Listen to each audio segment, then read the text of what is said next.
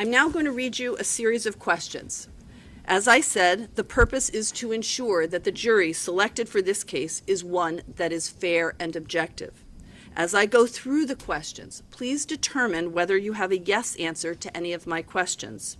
If so, then if your name is called, please come up to the bench so that you can discuss with me more privately and the attorneys the reason for the yes answer to the question.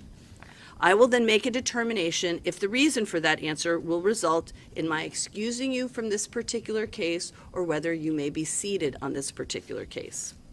I recognize that in some instances, your reason for answering yes to a question may be of a personal or private nature and something that you would rather not discuss. However, please know that we are not trying to pry, but it may be necessary for us to ask you some additional questions so that we can select a jury that is entirely fair and impartial. It is essential, therefore, that you are completely honest and candid in your answers. If your name is drawn and you do not have a yes answer to any of my questions, then you may proceed to come forward and take a seat in the jury box where indicated by our court officer. Ladies and gentlemen, the questions are as follows. Do you disagree with or have any mental reservation concerning the following principle of law? The indictment is merely a charge. It is the manner in which this defendant is brought to trial. It is not evidence of guilt, and no unfavorable inference may be drawn against the defendant merely because he is charged with the crime. Do you disagree with or have any mental reservations concerning the following principle of law? This defendant, as well as all defendants in criminal cases, is presumed to be innocent until proven guilty. This presumption of innocence continues throughout the trial and entitles this defendant to be acquitted, that is, found not guilty, unless and until the jury, after deliberation, finds that his guilt has been established beyond a reasonable doubt. Do you disagree with or have any mental reservation concerning the following principle of law? The burden of overcoming the presumption of innocence rests entirely with the state, and before this defendant can be convicted, all 12 members of the jury must be convinced from the evidence beyond a reasonable doubt that he committed the crime charged. Do you disagree with or have any mental reservation concerning the following principle of law? The defendant is under no obligation to introduce any evidence whatsoever. That is, he is not obligated to prove his innocence.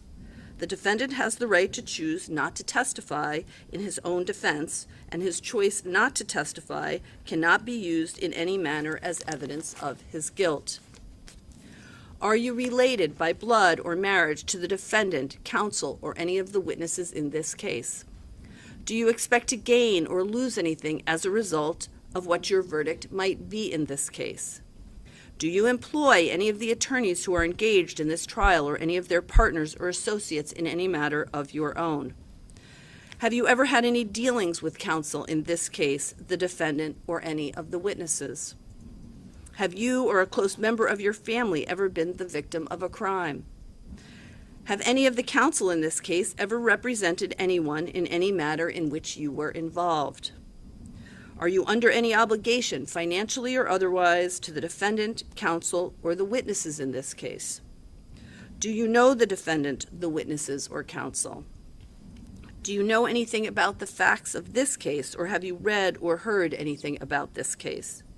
Have you advised or assisted either the state or the defendant in this case in any way relating to this case or in the preparation of this case? Have you directly or indirectly given or formed any opinion about this case, the defendant, the witnesses, their counsel, or this type of case? Have you heard anyone express an opinion about this defendant, this case, or this type of case?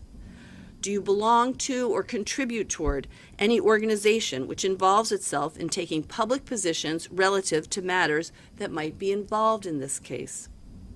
Are you aware of any prejudice against the defendant, counsel, or the parties, or any prejudice whatsoever that you might have?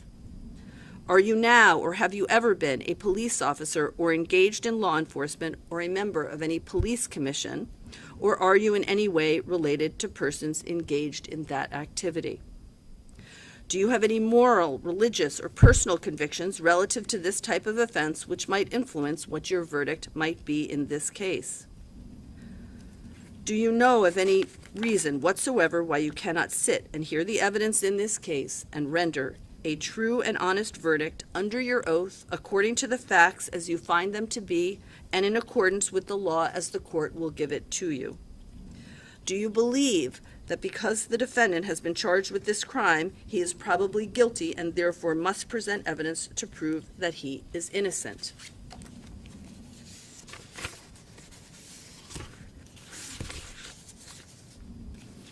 Ladies and gentlemen, there has been news and social media coverage of the investigation into the disappearance of a child named Harmony Montgomery, the daughter of Adam Montgomery, as well as charges against Mr. Montgomery for her death.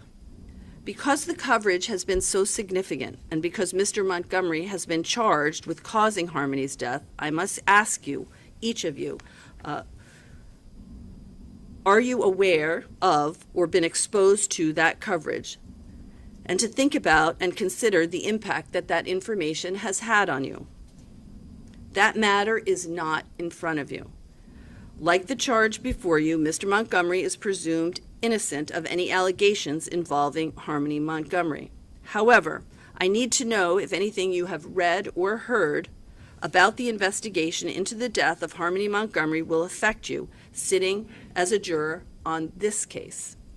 If you feel that you have been affected by the coverage regarding Harmony Montgomery, or that you have developed an opinion regarding that investigation, or that you have thoughts or feelings about Mr. Montgomery based on what you have heard about the investigation, I need to know. I also need to know if you believe you have learned anything about Mr. Montgomery himself as a result of the coverage of that investigation, such as his prior history, prior activities, or prior statements.